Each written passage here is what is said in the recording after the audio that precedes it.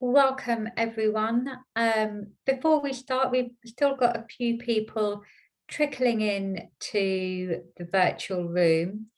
So I'll give everyone a few more seconds to join us and get all their tech working. And then I will kick us off in a moment.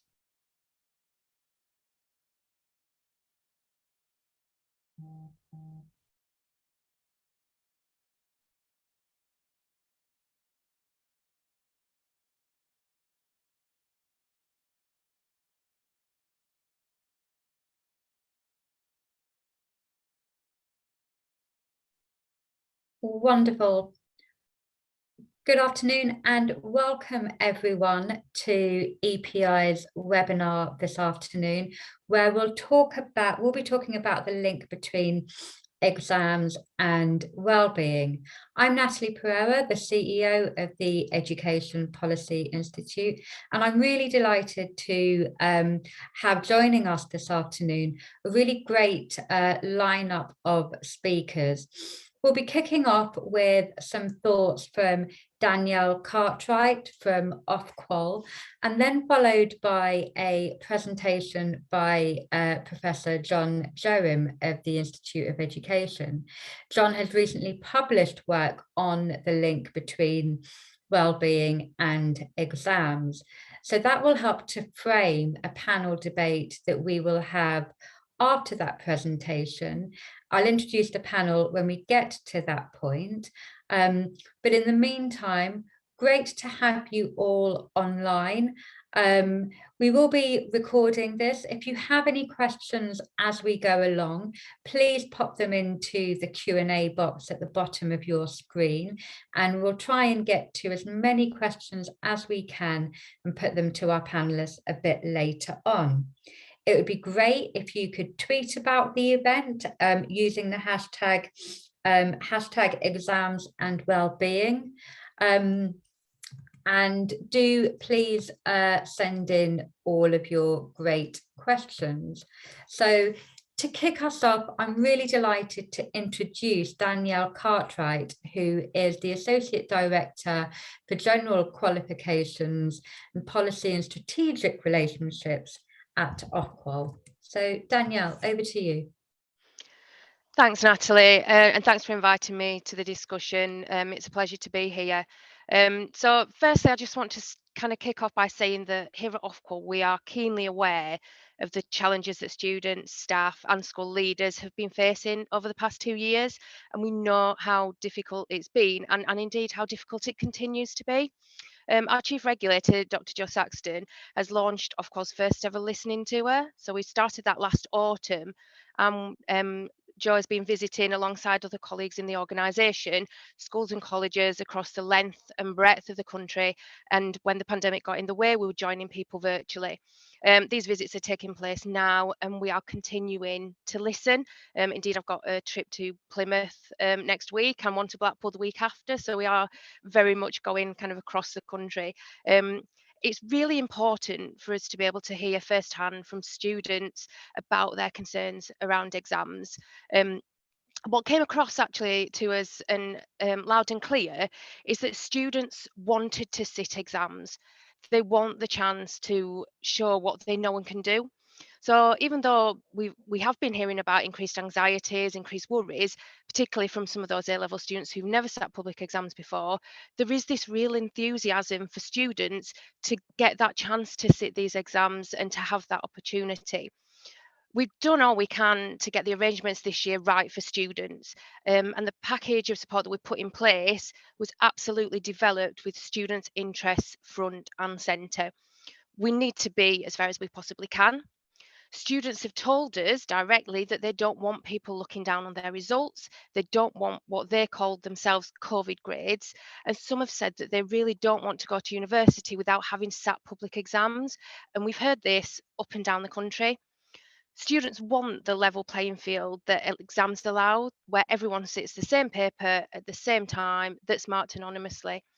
But it's only right that we get there by giving them every reasonable form of support that we can as we reintroduce exams and assessments after the past 2 years. So in terms of putting students' interests first, we've worked closely with the Department for Education and awarding organisations to find a careful balance. And it's got to take on board some kind of range of factors. So obviously, front and centre is fairness to students taking qualifications this year, but also thinking about the relationships with previous years and future years. It's also about thinking about how to respond at a national level to a very varied impact of the pandemic on students, which we know has varied from classroom to classroom and even within the same school. So I think that's another factor that we've had to take on board. And within all that, we've got to make sure that these qualifications remain meaningful and valid. That in itself links to fairness for students. So for GCSEs, AS and A levels, the package of the support that we put in place this year has several elements. So there's greater flexibility in some subjects through changes to non-exam assessment and fieldwork. There's less content or fewer topics for students to cover in some subjects. There's the innovation of advanced information for most subjects that is there and designed to support students' revision. And there's formulae and equation sheets for some exams. These have obviously been very carefully considered as different subjects are assessed in different ways, and a one-size-all approach just would not have fitted for everything.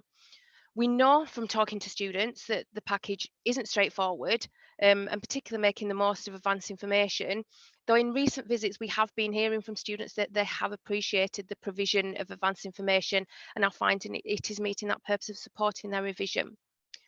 Something else that I just wanted to touch on are the changes that we've introduced this year on grading.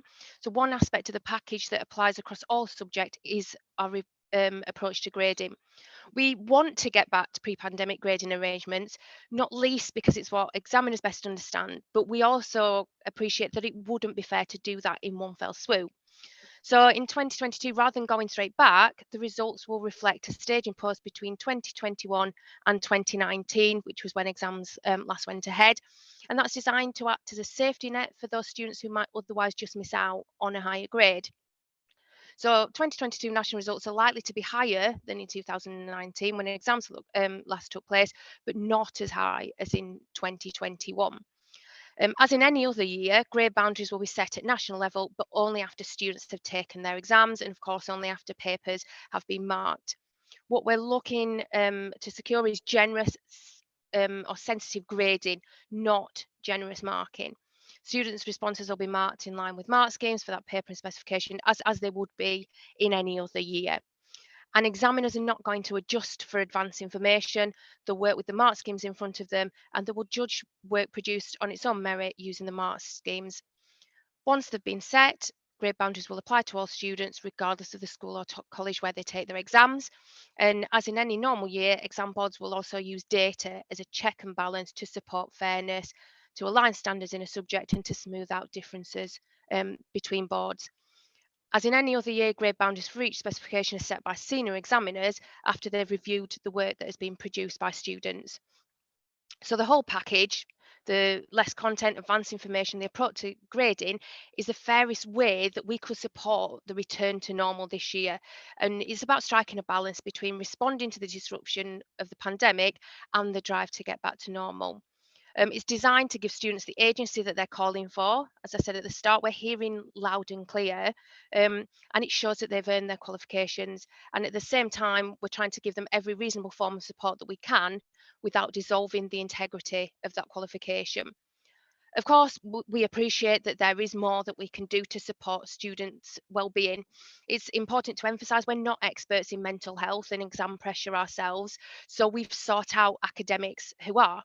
So in February, we have published some refreshed guidance on coping with exam pressure, which was written specifically for students by Professor David Pertwain from Liverpool John Moores University.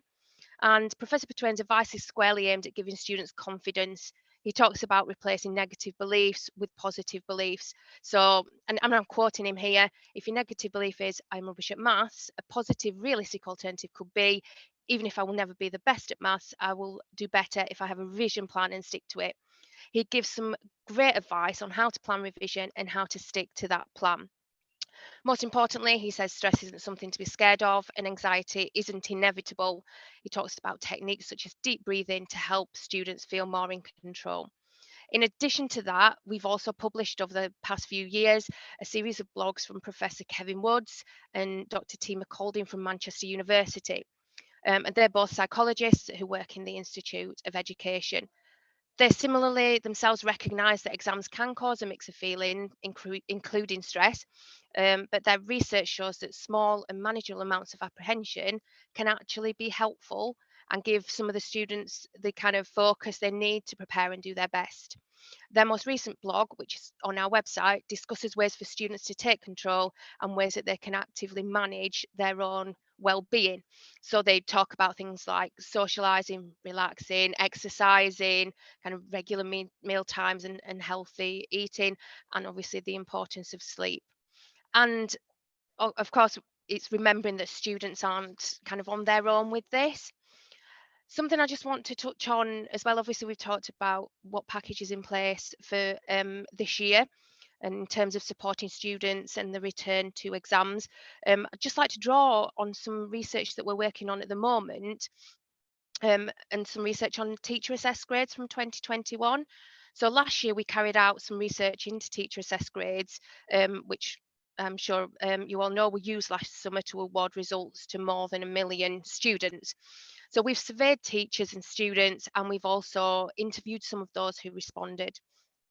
We found that in the survey, students tended to report a mixture of relief and pleasure that normal assessments had been cancelled, and uncertainty and fear when considering their initial response to the cancellation.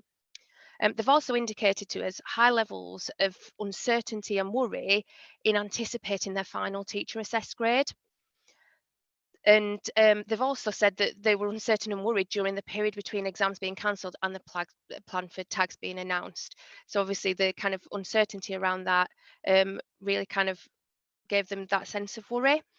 In the interview, students talked about the pressure that came from the intensity of the assessment process. Many actually have highlighted that they experienced more testing than they would have if external exams have gone ahead. And obviously that's a result of centres wanting to collect a large pool of evidence to support their process for determining tags. Obviously, the causes of stress may have differed across the various stages of the process, but students did report sustained levels of stress and pressure, which sometimes did affect their well-being. So that was in place, obviously, when exams and assessments didn't go ahead. So just to come to a close on kind of what I wanted to talk to everybody about today, as I put together this presentation, I started to reflect on my own time as a teacher and a school leader, and I was actually surprised to realise that I personally must have supported thousands of students in taking exams and assessments over the years. And of course, I know from my own experience that exam stress can often be wrapped up in other concerns. And even then, in my role as a teacher, I was only one part of the support network that students rely on. And I mean, looking back, I can remember the tears, I can remember the supportive conversations, the reassurance to students that they can do it, even when they believe that they can't themselves. And to be honest, I even remember my own trepidation as my students walked off into the exam hall and my own kind of little heart beating, thinking, oh, I hope they're okay. And that sense of care that you do have for your students when you've been with them and supporting them. But I was there and I was there to support them. And obviously now my role here at Offqual is different, but what remains is that students are very much at the heart of what we do. As I said right from the start, we are listening. We have heard the concerns around exams and student wellbeing, and we do take these seriously. And we are keen to be able to play our part, as expressed by some of the kind of research and the resources that we're working with experts to produce. So that's, I think, everything I wanted to say for now. I'm not sure I'm going to take questions directly now or whether we're going to do that later on. I'll pass to Natalie to kind of consider which approach you would like to do. Lovely. Thank you so much, Danielle. We will take questions all together when we get to the panel, if that's okay. But we've already got one or two trickling in. So I think we'll have some really interesting questions to put to you, Danielle, and to others when we get there. But next up, we have Professor John Jerrim, who is Professor of Education and Social Statistics at the Institute of Education at UCL. And John will be presenting his latest work on the link between assessment and pupil well-being. So John, over to you. Lovely. And hopefully, Natalie, you can see my slides now. We can, thank you. Excellent. I'll just put it into presenter mode. So thank you all for coming today. And I'm going to present some recent evidence that I've created from an ESRC funded project on the link between assessment and pupil well-being. So if you look in the media, what seems to be said about this topic? Well, it all seems to be pretty dreadful and pretty depressing. So you see things like there's been a spike in students calling Childline about exam stress. Children are almost as stressed as pupils taking GCSEs, and more primary school children suffer from stats than previously. And I guess the narrative of the talk is, well, are things really that bad? If you look at a lot of the evidence that's been presented previously, a lot of it's conducted by non-independent organisations such as unions who have particular views on assessment. Publication bias in terms of academics don't particularly like to report zero effects. And linked to that is the issue of media bias. You only get the headlines about these kind of topics if you say something about the world is going to end.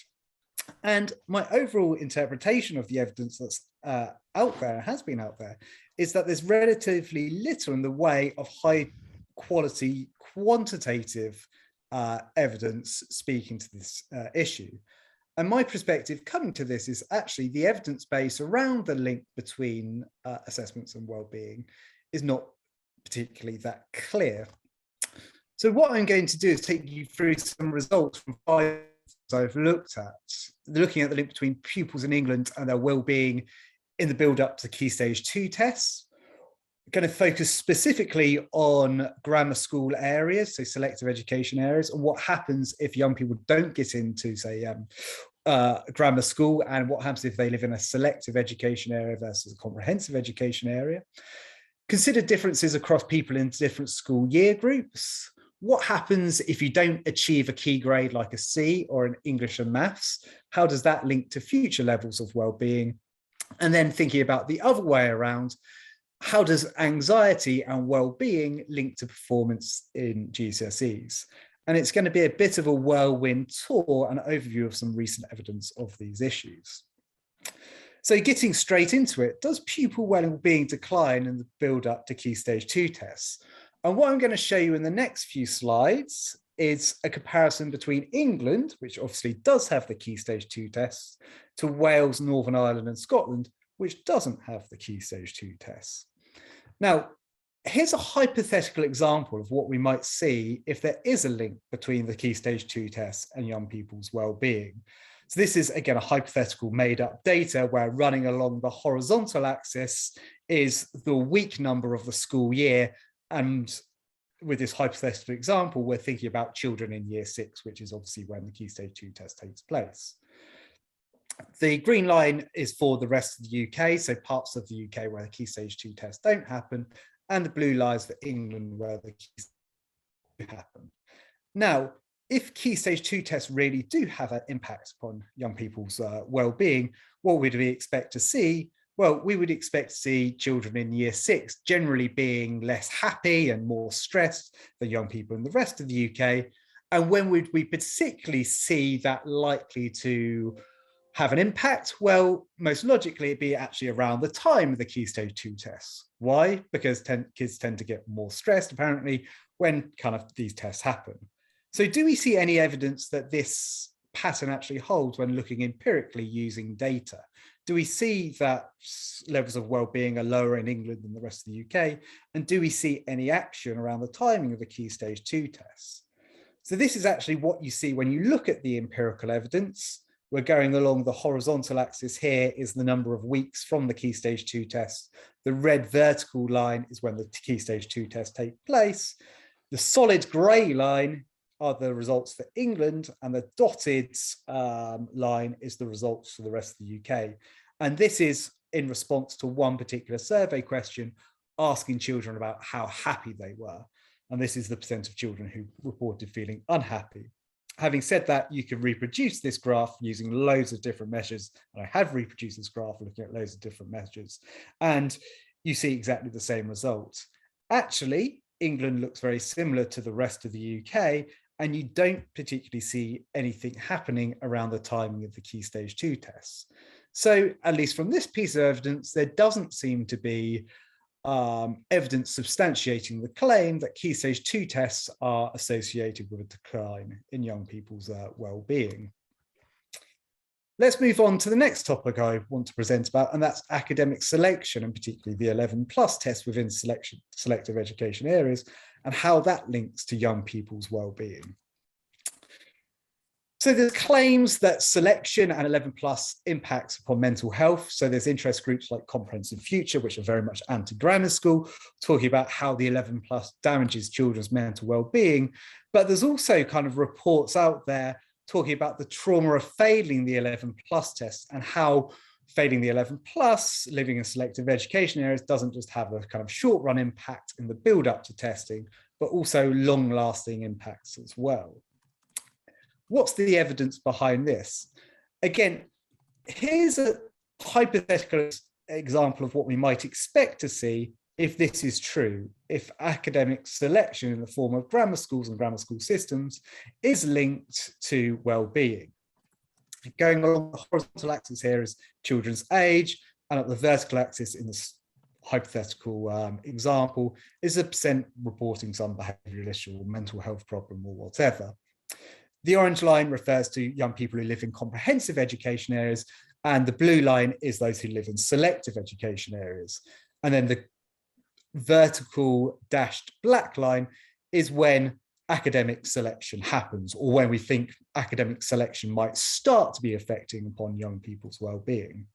Well, what you'd expect to see is, well, children who live in these two areas, there might be some difference even before academic selection takes place, but you would expect there to be a much bigger difference after academic selection kind of starts having an impact. So you would see mental health problems, shooting up in selective education areas relative to comprehensive education areas. Again, we've tried to look at the evidence around this to say, is there any empirical evidence that this holds true, looking at one particular measure, and in this example, SDQ scores, and how that changes from when children are at age 3, 5, 7, 11, and 14 across selective education areas and comprehensive education areas. And actually, what you see is that this pattern, this hypothetical pattern, doesn't seem to hold. These two lines for comprehensive education areas and selective education areas are pretty much flat and pretty much parallel to one another. In other words, there doesn't seem to be that evidence that differences in mental health problems grow in selective education areas after age 7, when you think selection starts to have an impact, compared to those who live in comprehensive education areas. And we've looked at a similar graph and similar results looking across various different measures, and the same thing seems to hold. So again, we don't seem to see any quantitative evidence backing up what would be conventional narratives. Next, let's turn to the issue of mental health problems during secondary school, and whether moving up school year groups seems to affect young people's well-being versus the issue of change in biological age. So to start with, I'm going to present a graph here showing a well-known fact that mental health issues tend to increase during secondary school. One of the nice things about this piece of work was we used GP records. So this was much more objective data than survey responses. And it was contacts that young people had with either primary or secondary healthcare providers regarding a mental health issue. And it shows the trajectories for males, so for boys in blue, and for females in orange, and how this changes as they progress through secondary school, so year 7 through to year 11. And what you can see is there's a rise through secondary school, a fairly shallow rise for boys, but a particularly stark rise for girls. Well, is this increase related to the education system per se? And I'm going to suggest there's two broad explanations for this that are really difficult to tease apart, right? So firstly, you could see this big increase in mental health issues during secondary school because of the education system. There's increasing pressure at school, there's GCSEs, there's high stakes examinations, there's more workload, and there's changing social pressures. But outside the education system, there's a whole load other potential explanations as well. Biology, kids are getting older, they're going through adolescence, there's lots of changes. And so can we tease these two explanations apart? And it's clearly not easy to do so. So what I did using these GP records was to compare young people who are in different school year groups, but who are approximately the same age. So taking those young people who were born in the summer and then comparing them to individuals who were born in the autumn. So they're very similar in terms of age, but one falls into an older year group than the other. The pink bars in the graph show the summer born, so those in the older year group. The blue bars here shows the autumn born, so in the more junior cohort. And the figures on these bars are the number of contacts with healthcare providers per 1,000 children for mental health issues. And what we tend to see is the difference between the blue bars and the pink bars tend to be reasonably small. So children in different school year groups, but who are approximately the same in age, tend to have very similar contacts with mental health services in terms of kind of healthcare. In other words, this would seem to suggest that actually the education system, or at least the changing year groups, seems to be a reasonably minor role. And this pattern of increasing mental health problems during secondary school is probably due to kind of other factors outside of changing educational pressures. Let's move on to the next piece of evidence, talking about what happens if young people fail to achieve a key grade such as a C or a 4 grade in English or mathematics, and how that links to their future levels of well-being. So if young people are stressed about anything about exams, it's usually a kind of stress or feeling anxious about meeting a key threshold, like, for instance, the C grades. What we do in this piece of work is compare young people who attained a D grade in their GCSEs, coloured in the pink bar, compared to those who get a C grade, coloured in the green bar, taking into account various different kind of other differences in their background and how they did in other GCSE subjects. This one particularly refers to kind of a C versus D grade in mathematics. Down the bottom, what we can see is that, as expected, there's a big difference in their educational outcomes. So if you get a C rather than a D in maths, you're much more likely to go on to take A levels, to go on to hold a degree by age 26, perhaps unsurprisingly. But if we look at later mental health outcomes, there seems to be very little difference between those who kind of get the C grade and those who narrowly miss out, who get the D grade. So there's a very similar percentage who have a possible mental health issue at age 17 and reports of very similar levels of life satisfaction. In other words, whether you achieve a C grade or not actually doesn't seem to have that much impact or that much long-lasting impact upon later mental health outcomes.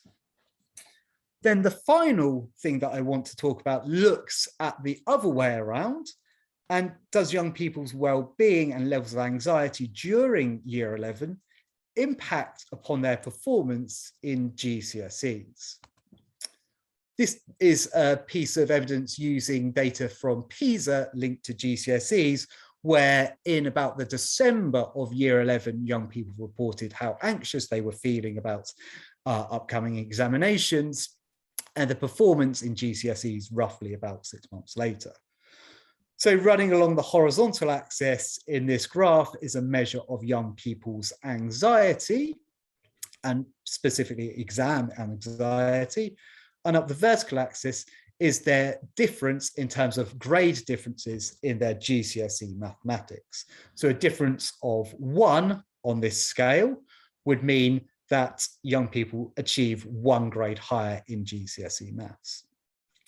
Now, if we take here kind of individuals in the middle, so around that kind of 41 to 50 mark on that anxiety scale versus 91 to 100 on that anxiety scale, you can see there is some gradient to this line, there is some difference, but it's not huge. We're talking about 0.1 to 0.2, so 10 to 20% of a grade difference. So there does seem to be some link between anxiety in Year 11 and GCSE performance, but it's perhaps not that strong and not as strong as many might think or perhaps suggest.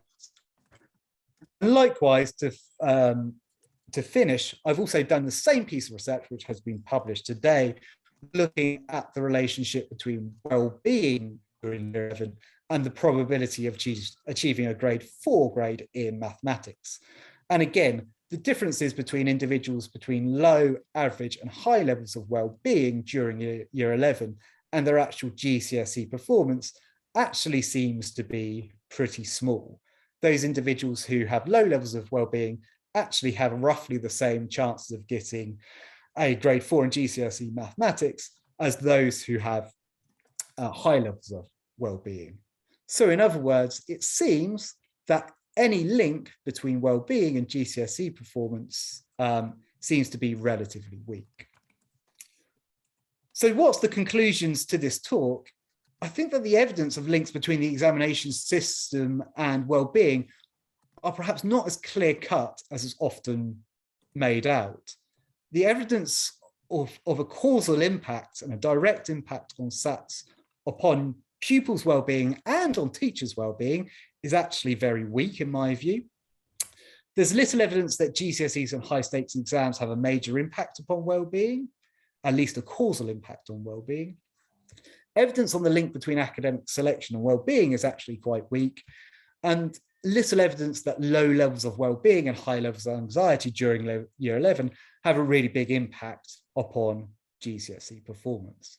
Now, of course, this is just some of the evidence. I appreciate there's more evidence out there. The quality of the evidence, in my view, is still quite limited. I still think there's a lot more that can be done, and we've got a lot further to go. But I think it's important that we have a balanced view on the strength of the evidence that's already out there. And I think that's often missing within debate. At which point I'm going to stop sharing my screen and pass back to you, Natalie. Wonderful. Thank you, John. Before I move on to the panel, we have had a few questions trickling in that are about clarifications on your presentation, John, and some of the data used. So I wonder if we might take those first, because I suspect they're fairly easy or easier to answer. So we've got a question about what is the source of the well-being data? And why does your data only go up to 2012? So I assume that's in relation to the Key Stage 2 tests, and that's the Millennium Cohort Study data. And the reason why it only goes up to 2012 is those kids sat their Key Stage 2 tests in 2012 and have since got older. We don't have it for more recent cohorts. Having said that, I am doing some work coming up looking at teacher wellbeing and the Key Stage 2 test, which will use more recent data. Thank you. And just one or two more clarification points. What calendar year were the GP records taken from? Good question. So it was pulled over time. It ended just up to the COVID pandemic. So it finished in February 2020. So it would have been around, I think the results I showed you there were 2015 to 2020, cut off just before the pandemic. Great. And one more clarification. Are all students counted in the selective category of the academic selection, those who actually took an 11+ exam, or just students living in selective areas? So in the graph that I showed you, it was those living in selective areas versus living in comprehensive areas. And, you know, it's quite difficult to work out where exactly is and isn't a comprehensive education area. I kind of completely appreciate that. I can send you the paper around that. I do have a graph as well, looking at specifically within selective areas, those who got into grammar school and those who didn't go into grammar school. And it was very much kind of the same result, where obviously those who got into grammar school, they've all done the 11 plus test, and most of those that didn't go into grammar school either took the 11 plus test and didn't pass it, or they didn't get entered for it. Thank you. And John, is your full paper now published today? And if so, are you able to put a link in the chat so people can see the full paper and the references and data sources? Yes, there is. I can put a collection of papers in the chat, so I'll do that now, Natalie, as we're doing the panel as well. Perfect, thank you. And hopefully those links will provide the answers to any other clarification questions you have about John's really interesting research that has been published.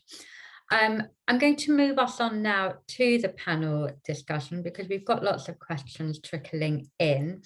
So we've heard already from Danielle and from John, so I won't introduce them further. Joining them on the panel, we have Nana Hasia Asankoma, who is a member of the Fair Education Alliance Youth Steering Group. Welcome, Nana. We have Andy Bell, who is the Deputy CEO of the Centre for Mental Health. And we have Brenda McHugh, who is the co-head of the Anna Freud Services for Schools. Now, you'll note that we don't have a serving teacher or school leader on the panel. We did have somebody lined up, but unfortunately, personal circumstances meant that she had to withdraw. Ordinarily, we do try in our events to have a school or college or early years practitioner, but circumstances were a bit beyond our control for this event this afternoon. So how we'll do this is Nana, Andy and Brenda will have up to 5 minutes to make some opening remarks on the issue of pupil wellbeing and exams, and then we'll put some direct questions to them, taken largely from the Q&A function. So if you do have a question, please do put it into the Q&A, because when it's otherwise a bit difficult for me to monitor both the Q&A and the chat. So you have a better chance of having your question answered if you put it in the Q&A. And then I might also direct some from the chair as well, depending on how we get on. So Nana, would you like to go first with your opening remarks? Thank you, Natalie.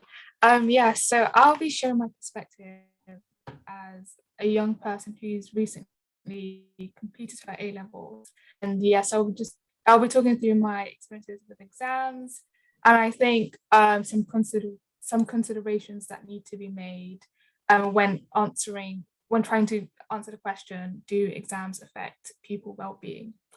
So firstly, during my GCSE experience, I was generally sick throughout the whole year. I had lots of anxiety and I would often leave exams early because of the amount of stress that I was going through. However, during this period, I was, at just 16 years old, I couldn't really understand what mental health meant, and I didn't understand how exams would affect my mental and physical health at the time. And and this wasn't broadly discussed at school. So I think that's one thing that made it really difficult, was that usually at school, when mental health is being discussed, it's all about, external things that are happening and how that can affect your well-being as a pupil, instead of how our exams or how does school pressure impact you as a student. So during my A-levels, I actually had a better time during my assessments. And I think this is because I was generally, I learned from my previous experience during my GCSEs, and I was much more organized and prepared. However, I think although some people might say it's admirable to, be quite determined during that period, I think a lot of my over preparation stemmed from my anxiety that came from year 11. However, I did find it to be a better experience generally. So yeah. And I think during this period, my mental health was probably much better. However, I still didn't really understand how exams were affecting me. And it was only until I took my gap year that I was able to reflect on my experiences. So I think I also like to talk about how schools can impact the well-being of pupils generally, and how I think it impacted my well-being specifically for me. So I think generally schools can be a really competitive place. And during my A-levels, my school was quite academic, and they were really emphasizing, going to university and doing lots of extracurricular activities. And this can create a really competitive environment in the school. And I think this isn't really addressed explicitly at school.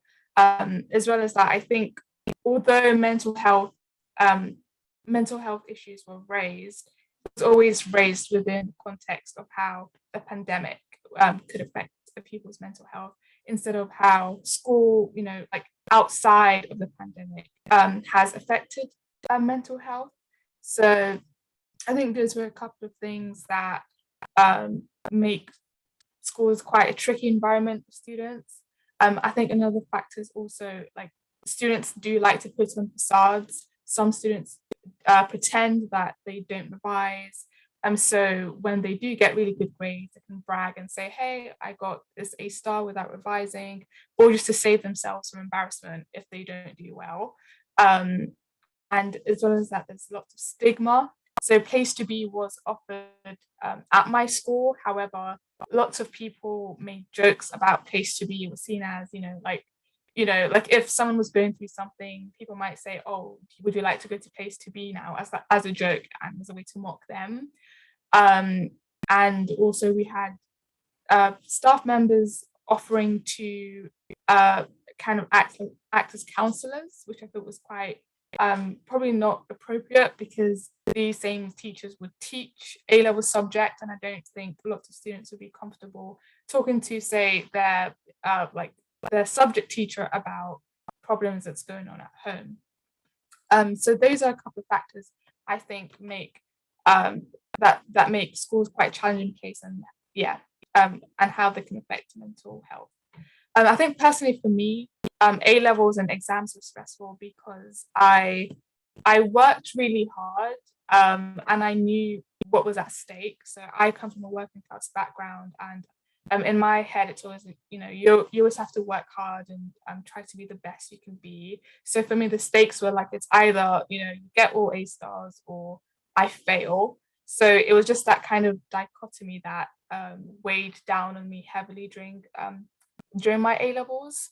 As well as that, I also, as well as that, I think the pressure just to get into a really good university. I think if I didn't work hard, not even just like before my A-levels, but let's say from GCSEs, throughout that whole process, I couldn't have aspired to apply to highly selective universities. Because it's not always about doing well in A-levels. Sometimes it's about your GCSEs and your other prior attainments.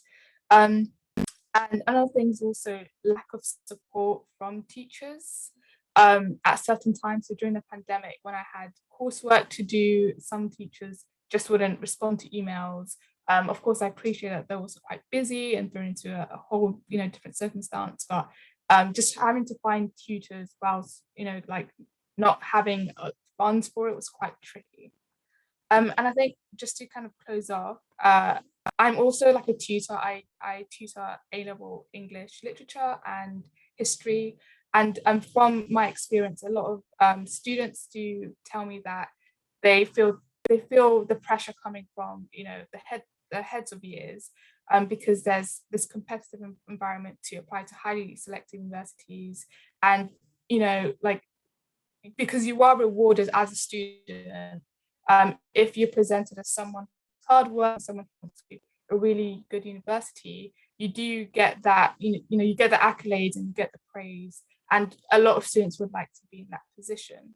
However, the impact of that on mental health isn't discussed, and it's not raised implicitly or explicitly either in schools. And as well as that, something I've noticed is students are becoming a lot more ambitious, which is great, especially from deprived areas. But I think that they're not being correctly supported at school. So teachers are telling them to, apply to Oxbridge, apply here, but they're not giving them access to the resources that they actually need to be able to be successful applicants there. So that's just a little bit from me. And just to close off, I think when addressing this question of, do exams affect pupil well-being, I think it's important to not look at it in a vacuum, and not just to look at it as, does sitting a literal exam have an effect on students? I think we need to broaden the scope of it. We need to take into consideration people's backgrounds, people's own context, and how, when that is combined with exams, how does that affect a pupil? So that's just a bit from me. Thank you.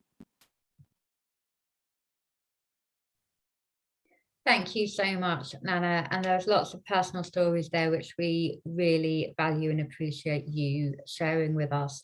And no doubt we'll come back and explore those in a moment. Next, I'll go to Andy, please.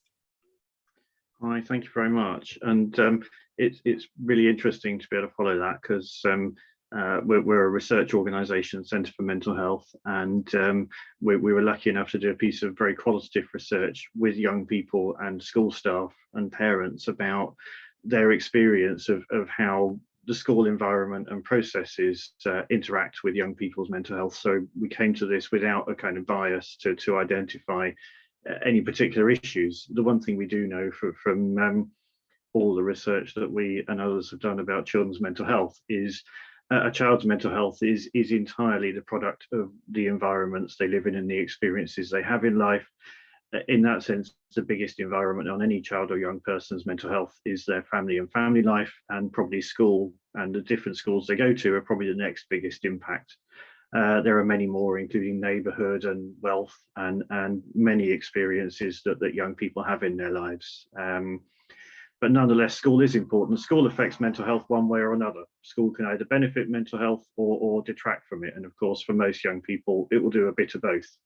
And it's the net effect. So we published a report called Making the Grade just before the pandemic, literally just before the pandemic, in fact. And that was based on young people's telling us what they felt was important in terms of school and mental health. And there are a number of different things which were raised, many of which Nana has spoken about from a very recent lived perspective. And I think one of the things that came out strongly for us is the teach to test culture.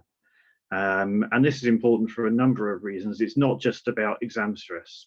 We know that academic pressures are important, and academic pressures, of course, can build up during time at school. We know that mental health gets poorer as children get older, and particularly into teenage years. That's very, very clear, and all the research tells us that. That's not simply related to any one factor. Of course, there are multiple reasons why that will be the case.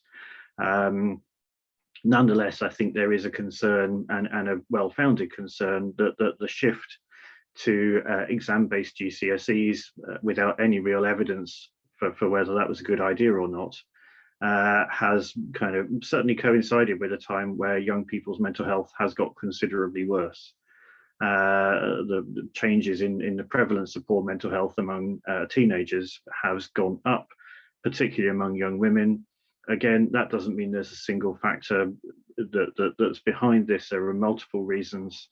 It would be as simplistic to blame changes to the education system as it is simplistic to say it's all about social media, which is what often happens when we talk about young people's mental health deteriorating. But we know it's deteriorating. And I think the things that young people told us were the teach to test culture isn't just problematic because of the tests, it's also because of the narrowing of the curriculum, the gradually pushing out of creative subjects, of cultural education, of physical activity, of arts, and indeed of time to be together at school without being in the classroom.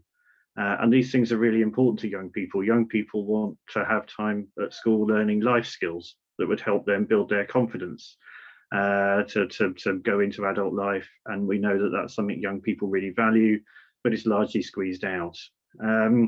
So the relationships are inevitably complex. I think the other crucial thing we know is that the greatest disadvantages in education are experienced by those who come from lower income households, who come from marginalized communities, particularly racialized communities, including Gypsy, Roma and Traveller, who experience multiple disadvantage, young people who have physical health problems alongside poor mental health. Very often they come together. And of course, young people who are carers for a family member, who are often multiply disadvantaged in school and school environments. So inevitably, it's a nuanced picture. And I think for us, it's really important we understand it from young people's perspectives, particularly the perspectives of the young people who have the greatest challenges. And that doesn't mean we look at simplistic approaches or solutions, but we really must try to understand the ways in which all these factors interact with each other. And I think that's probably enough for me for now.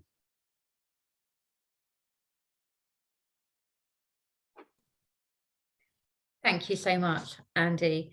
And then we'll hear from Brenda next, please. Hello, hello everybody, and great listening to all the speakers that have gone before. Natalie, I might kind of fill a bit of a gap because I spent half my life as a teacher and then half my life in CAMS. And then now what I'm going to speak from is the current role of opening up an AP school for children aged 5 to 14 who have either been excluded or on the edge of exclusion and clearly have quite a lot of stress. And so what I'm going to say comes from talking to them. So the first question, you know, have we got a relation between mental health, stress and exams? Most of the children went, duh, and then we looked a little bit more in the nuanced form as to what that actually meant. So I think in the current circumstances where we're understanding that since pandemic times, we've got 1 in 6 who are currently identified as having vulnerabilities, the big question that came out of talking to staff, parents, and the pupils in our school was, does the current system potentially disenfranchise them?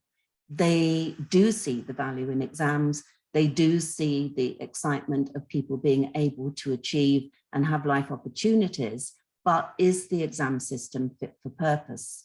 And what we've got at the moment in that context is the latest DfE Green Paper talking about levelling up those opportunities. We're talking about right support, right place, right time. And so we have that question, have we got the right assessments? And really great to hear, Danielle, that you're looking at that, because I think that would be very welcome from the pupils and the staff at our school. And then the Children's Commissioner report that looked at 41% of children more stressed about their schoolwork and exams since the pandemic. And then on top of that, the DfE white paper, meaning that we should be looking at greater inclusion of pupils with SEND in mainstream. So if we've got that as our context, how do we make sure that everybody has this incredibly important and crucial outcome of being able to work towards qualifications rather than being sidelined from them as what happens for many children when they maybe vote with their feet, because they, like Nana was talking about, and Andy's just reiterated that many children find that difficult, being compared when they already feel that they are not good enough. So just want to talk a little bit about our experience, and ask that question: is there a better hybrid approach to assessment when the internal models for managing in high stakes environments are still being developed in children, and that they find it very, very difficult? And we know from trauma research that the recording of the stressful events in our school, that high stress can have an impact on cognitive capacity. So I'm going to ask Helen at the moment, could you just show the slide that we've used quite a lot looking at this in our school? Sorry, I was having trouble with my computer today, so I'm asking if Helen can show this slide. Okay, thank you. So when we've been discussing what happens for our children on a regular basis when stress comes in, and quite rightly from what Andy's just been talking about, and None has identified that stress comes in from a number of levels, but the intensity of the stress quite often leads our pupils to take a kind of low road into that emotional response, where we move to some of the self-protective behaviors from failure. And that quite often means being disenfranchised from getting the good experience of exams and outcome. So we spend quite a lot of time trying to think about how do we build capacity within our pupils to get that high road, to be able to keep peripheral vision when you're faced with stressful questions that you feel maybe you've not had time to revise for. How do you keep that peripheral vision so that you can problem solve and that you can have some speed processing in your brain so that you can access that higher thinking level, that good cognition level when put under pressure? So one of those things that we've been thinking about is the preparation for exams and thinking about executive function skills that could come in an integrated curriculum. And that integrated curriculum very much looks like having things in like the emotional regulation training, some thinking about working memory, thinking about flexible thinking, organization and process skills. So all of those being a real route to helping a child under pressure with the support of their parents and their teachers to be able to get to that high road. And somebody was talking about the teacher burnout question. I think one of the other things that's come by talking to our referring schools is that the experience of a teacher where the school's accountability and how they will be judged, it's very difficult to then protect the young people sometimes from needing, particularly the ones that we're concerned about, who are quite vigilant about scanning for parental or teacher stress. It's quite difficult to protect them at this stage from some of that emotional stimulus that might, again, move children into more of the emotional response and disenfranchise them in a way from the experience.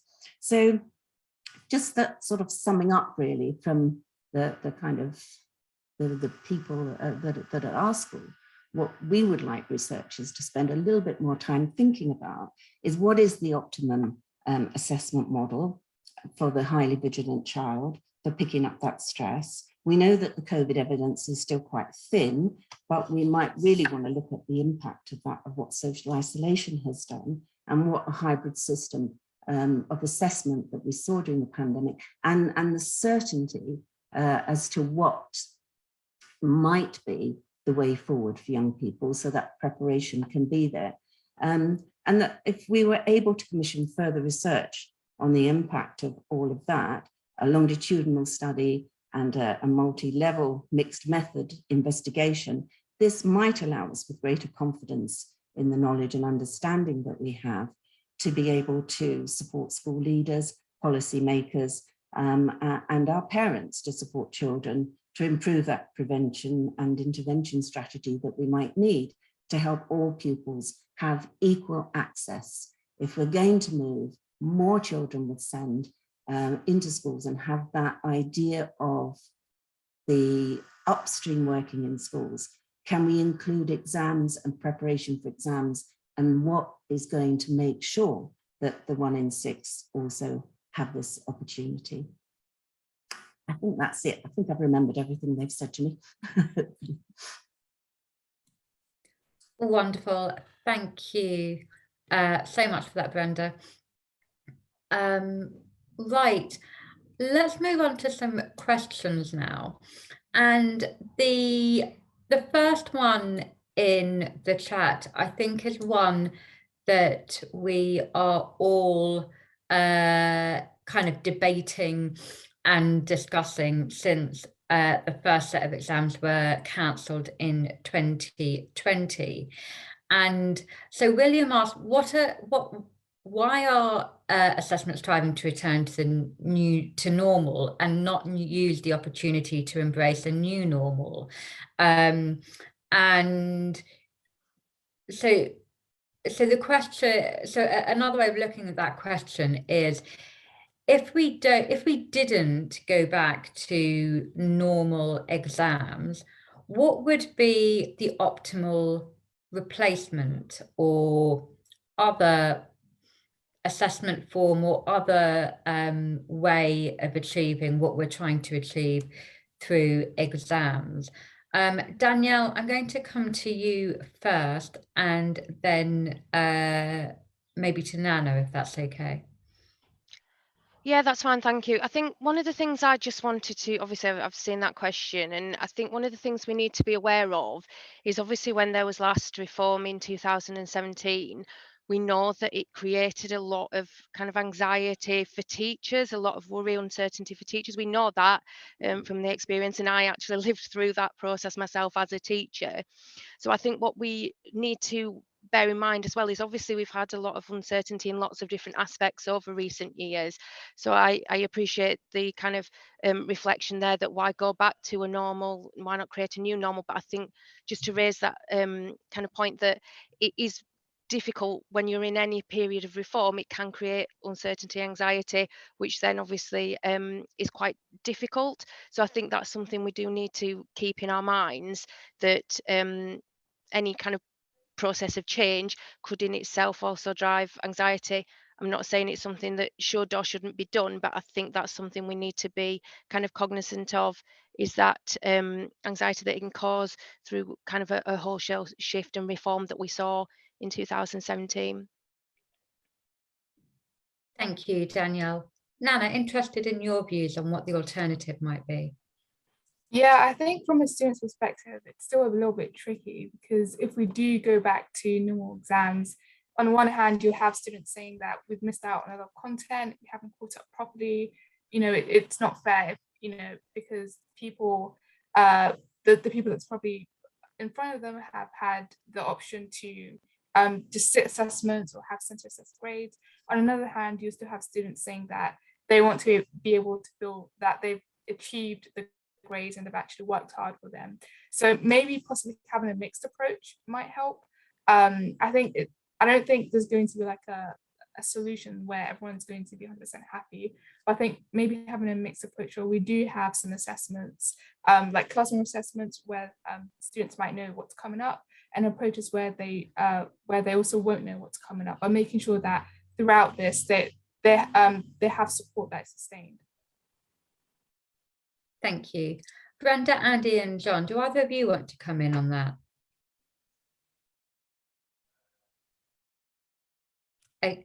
Brenda, I can't see if you're about to unmute.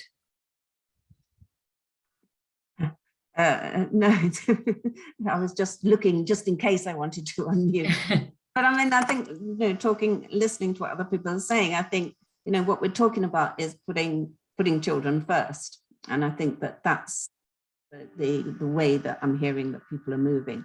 And,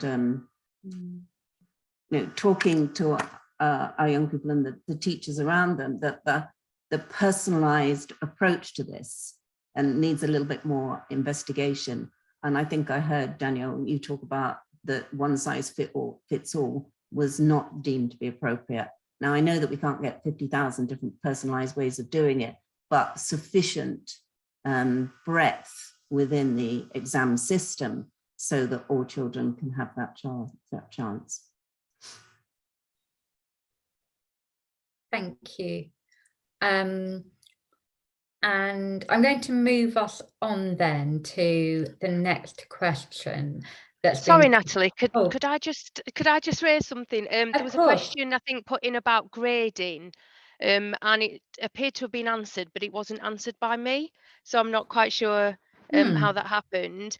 It suggested I'd responded in writing, and that wasn't from me.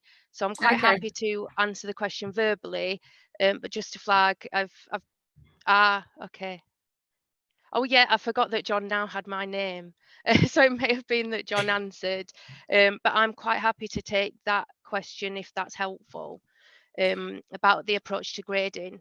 Yeah, definitely. So shall we, just for the benefit of our audience, the question there was, what is the thinking behind the more generous grading, and why is there an expectation that more students will be awarded higher grades compared to 2019, but less than 2021? That's the question that you're referring to, Danielle. Yes, yeah, that's the one. I just thought it might be helpful to give a response on that. So I think it's important to note that obviously as Offqual we have a duty to maintain standards and promote public confidence, but we also have a duty to have regard to the interests of learners, and we kind of interpret that as fairness. So whilst we do want to get back to the pre-pandemic standard, the idea of the generous grading is in the interest of fairness to students. So it's balancing our objectives, not going back kind of to the pre-pandemic standard in one jump, but having a transition year to kind of reflect that the students' education has been disrupted, and as I mentioned earlier, to give them that safety net for students who might otherwise have just missed out on that grade. So the thinking behind that generous grading was all around fairness to students. And in terms of the expectation about grades, I won't go into a very complex discussion on grading, but just to flag on that one that obviously when grading occurs, our examiners will use a combination of quantitative and kind of qualitative data, and we'll balance that in a way kind of to make it fair. But what they will do then in this year is they will use data as a starting point to align the standards, and that data will be based on an average of 2019 and 2020 21 results for each subject. So that's how we say we would expect results to be higher than in 2019 but lower than 2021, because when they use that data as a kind of checkpoint, they will use that average. So that is the thinking, and we do have a webpage which outlines our approach to grading exams and assessments. If people would find that helpful, we can share the link to that. That would be brilliant if you could, Danielle. Thank you so much. So back to our Q&A.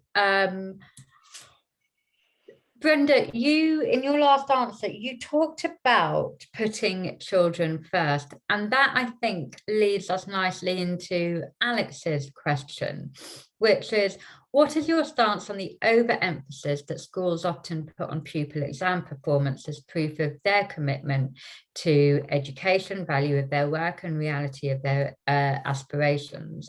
If it were framed as a key exam to take, but not the end-all experience that determines their future, their well-being, or might their well-being improve? So again, I think what we're getting at here is how much of this is driven by schools and wanting to protect their reputation and the accountability system that we have.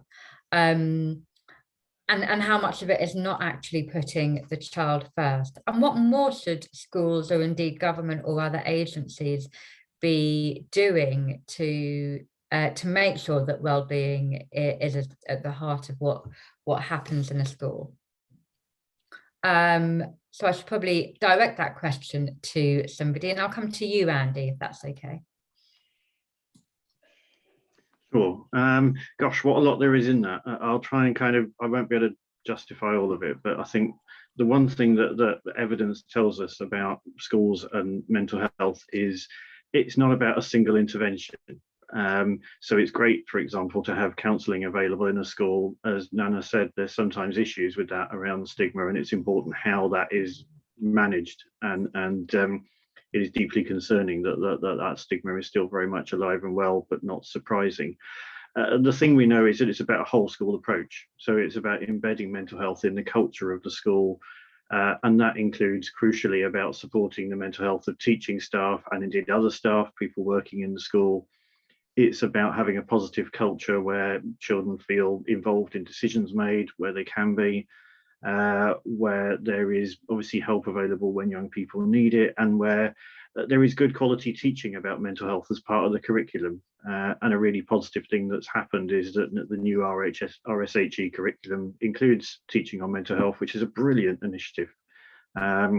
It's something we first raised about 10 years ago and were laughed out of the Department for Education, and I'm really pleased that's now accepted. So that's something. So I think it is about having a whole school approach. It is not just about doing it in one place and expecting everything else to work. I think we also need to remember about the importance of behavioural problems and their connection with mental health. Very often, children whose mental health difficulties come out in ways which are kind of individualised, kind of internalising, are often felt great sympathy for, rightly so. Children whose poor mental health comes out in bad behaviour often have the poorest outcomes in adult life, terrible outcomes in adult life, and they don't get sympathy. And we still have very punitive, dangerously punitive approaches, sometimes of which, of course, lead to children being excluded or off-rolled. And of course, they then don't show up in the exam data. Or they certainly, you know, the schools just don't then kind of have that same level of accountability. So there are a number of cross currents here which are really challenging. They're incredibly difficult issues for schools to deal with. And of course, the role of government then is to provide consistent advice. The government has backed the whole school approach, which is great. But at the same time, it's put out guidance on behaviour, which we find deeply concerning. And there isn't yet a proper understanding of the importance of trauma. And when you think about the pandemic and the multiple traumas that young people have been through, particularly those who've been bereaved, particularly those that are in homes where there's violence, particularly young Black men who've been over-policed during the pandemic. There are multiple traumas going on, and schools are really struggling to know how to handle this. So good, clear, consistent advice from government would really help, and we don't have that at the moment, I'm afraid. Thanks, Andy. Brenda, I'm going to bring you in a moment on the issue of what schools and government ought to be doing differently, but also the points that Andy just raised about behaviour. But before I do that, I'm going to come to John on the question of what schools could do differently and whether we're seeing a kind of feature of the accountability system that's playing into any relationship between or any impact on young people's mental health. Yeah, I was thinking about that and thinking of it in relation again to the kind of key stage 2 test. And I think it's really important to understand the link between those testing and what teachers feel, what school leaders feel, or what kind of pressures they feel. I'm saying that particularly around the kind of key stage 2 test, because I feel that is the kind of mechanism by which pupils would end up feeling, or at least some pupils would feel stress, their well-being being hurt. It would have to come mainly through the teachers feeling stressed, the pressure, the accountability there.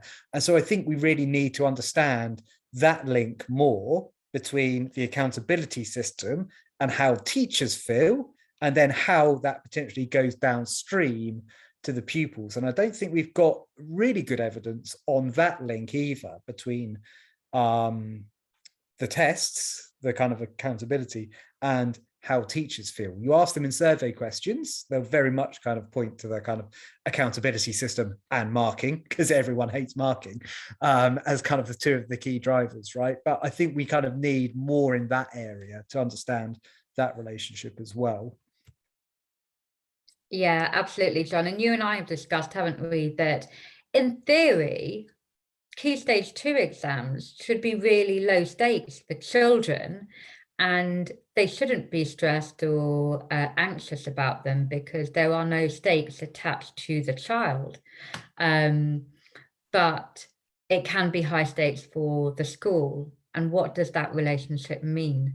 Yeah, I agree. And I think there were some nice, some good comments in the chat, and one of the comments that was made earlier about the 11 plus test. That's one of the reasons why the 11 plus test is so interesting, right? And why we'd really want better data than we currently have on it. The data there is kind of particularly patchy because that is high stakes, or pretty high stakes for young people. And I feel kind of, we've kind of tried to fill in part of the puzzle there, but I feel there's so much more we could learn around that test about high stakes testing in young children.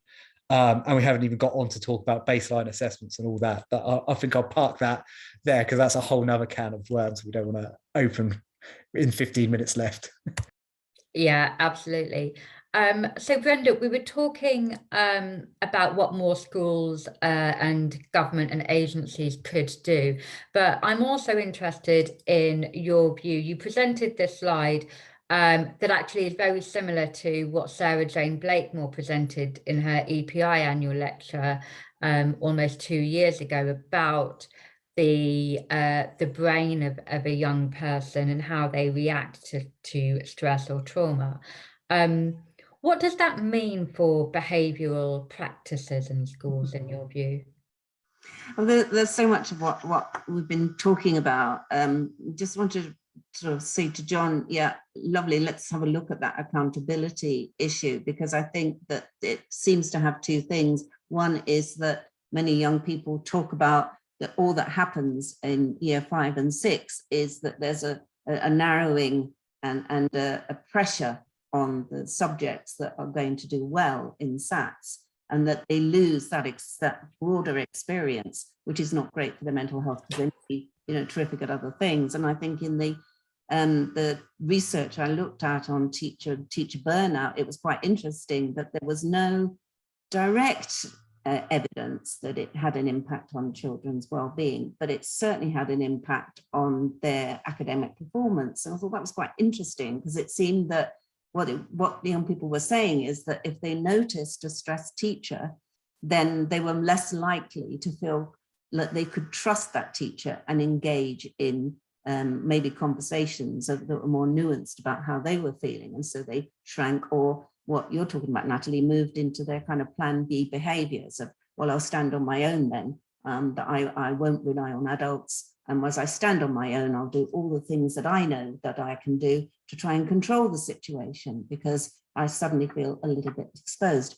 And I think that no matter how much we're told that SATs are not not really supposed to stress children, I think that many parents will say as soon as their child hits year 5, they're hearing about it, that teachers are saying they know that it's going to have an impact on the school. And I think that policymakers really do need to think about that, especially as we're just upping the needs by 30% of what schools should be doing for their floor standards. So I think that your question, Natalie, is a good one in terms of what are we thinking about in terms of behaviours, that the younger the children are exposed as their brains are developing to these multiple levels of stress. And if what Andy's been talking about is that children are really very much at sea as to about which adults in their lives they can trust to have these conversations and to feel that it's okay. So the more isolated they become, the more we're likely to see some of those behaviours. And what worried me when I was working in CAMS is that some of those behaviours that could then be diagnosed in a way that meant that the child carried the stigma of that, your behaviour means that you have this condition, rather than looking at the multiple perspectives of what helps that child thrive, and then what could we put in place in schools to help that child thrive, and how do we encourage and engage parents in that, rather than keeping parents at the door of our schools. So I'm not sure I've answered the question. I'm a bit lost in my own thoughts here, but I think it's let's not misunderstand behavior, and let's not over focus on behavior and then think that understanding what lies behind behavior is the soft option. If we are really going to help children make progress, we need to understand that. We need to engage all the major stakeholders around so that children can understand themselves and be better in control of these things. And I think the more we can do, I think I heard somebody earlier talk about, rehearsing some of these things when the stakes are low so that they can perform better when the stakes are high. Well, let's get that into the school curriculum. Let's broaden that curriculum, because those executive function skills, they're skills for life, not just for school and getting through exams. And one question I saw in the chat, does isolation work? Absolutely not. The idea that children need adult brains around them to help them understand themselves, to know how to regulate. And they do that through trusted adults and co-regulation. So putting children in isolation rooms is a no change solution. Thank you, Brenda. And as Andy said, really timely with the government consultation on behaviour, I think having just closed very recently. So hopefully they are taking all of these evidence-based views into account. Nana, I want to come to you partly on the question of what schools can do differently, but also I want to cram in another one, given we've only got 10 minutes left. You talked a bit in your opening remarks about the wider context for young people and how it's not always just about what happens in school. And I wondered whether you could expand on that a bit more and give us your perspective of what you think those wider contexts are that is driving or decreasing well-being in young people. Thank you, Natalie. I'll just start with your second question. I think in terms of considering the wider context, in my experience, I think a lot of the time it links back to trauma that comes from family. So a lot of students have things going on at home, and I think people usually think that that a student will get the teachers involved if, I don't know, there's like a clearly kind of violent thing happening at home, let's say domestic violence incident, where's like a parent's being physically harmed, but there's like a lot more subtle and like kind of like emotional abuse going on at home that a lot of students don't want to talk about. And I think this isn't being explicitly discussed in academic settings. And yeah, I think definitely, I think one thing schools can do is to actually talk about these things openly and less so in the context of, just considering external activities, but also bringing how schools also contribute to stress. So what I'm trying to say is considering both external things going on and how schools internally do add to student stress. And also like holding themselves accountable. So I do understand the incentive for schools to push to apply to universities and aim high, but at the same time, they're not considering the negative effects this actually has on students. Not every student wants to go to a university or even a Russell Group university. Schools need to be a lot more open-minded and give students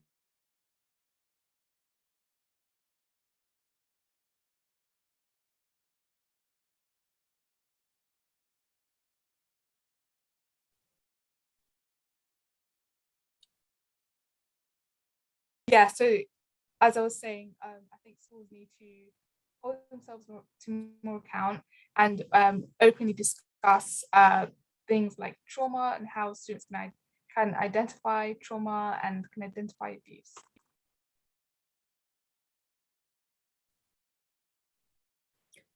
Thanks so much, Nana. I don't know if it's my internet that's gone a bit funny. Can you all hear me okay? Can you give me a thumbs up from the panel? Great. Okay, I'm going to come to Danielle, just on that question about whether you think, Danielle, there's more that government and agencies like Offqual can or should do to kind of put young people's mental health and well-being at the forefront of decision making, whether that's related to exams or elsewhere.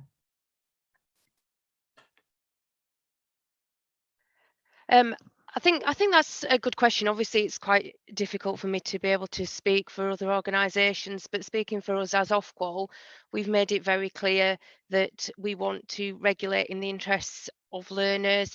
We want to consider fairness, and an element of that will be taking on board kind of the impact on student mental health. So I absolutely appreciate that. As I've mentioned in our speech, we have been considering what we can do to support students, and I do believe we have all got a role to play in doing this. We do conduct a lot of research, and we can obviously then use this to feed in to what we do. So I think it's something that is becoming increasingly prominent. And as I said, with our focus being on regulating for students, it is something that we're certainly going to consider what steps we can take. As I mentioned earlier, we're not experts in mental health by any means, but we have drawn on support from those that are, and we will kind of continue to look at how we can do that to improve kind of what we do for young people and keep them at the front and centre of what we do.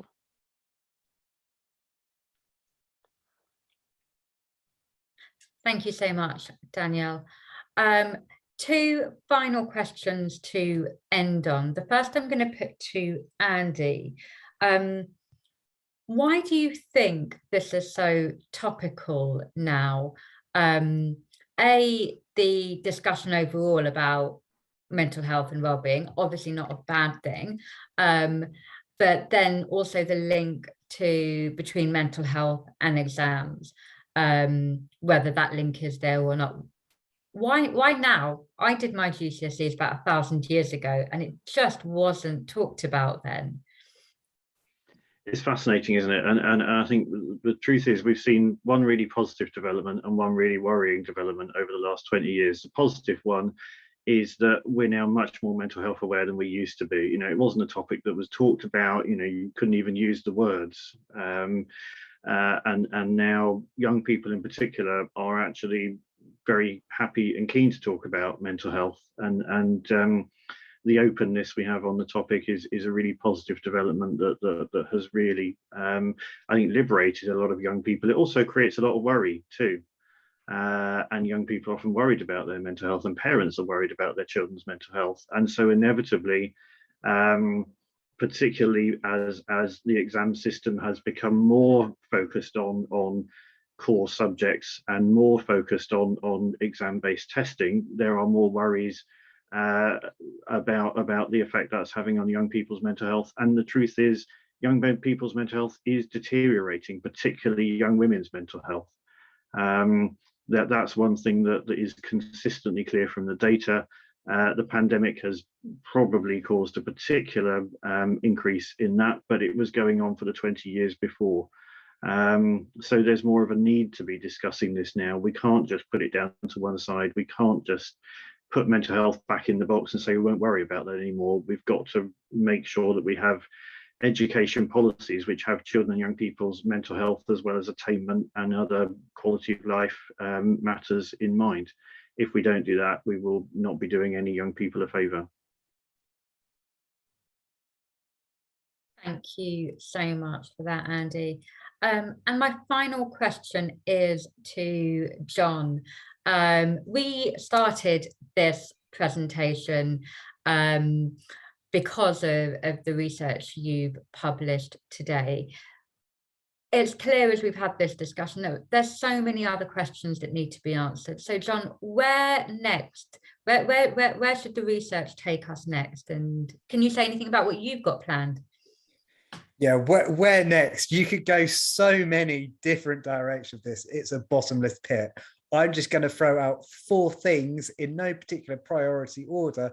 I'm not saying these are not the most important, but these are all things that I think would be interesting to add to the bucket of lists. Firstly, as I've already alluded to, teachers, school leaders, how it filters down throughout the education system from higher up to kind of lower down. Secondly, related to that, I suppose, peer groups and interactions between pupils within schools. So you think of it filtering down from senior leaders and school leaders to pupils, you know, then how it kind of goes across different peer groups. I think that's interesting and important? Is there emotional contagion between different kind of groups of young people? Thirdly, I appreciate we said nothing particularly today specifically, or I presented nothing from my research on A levels.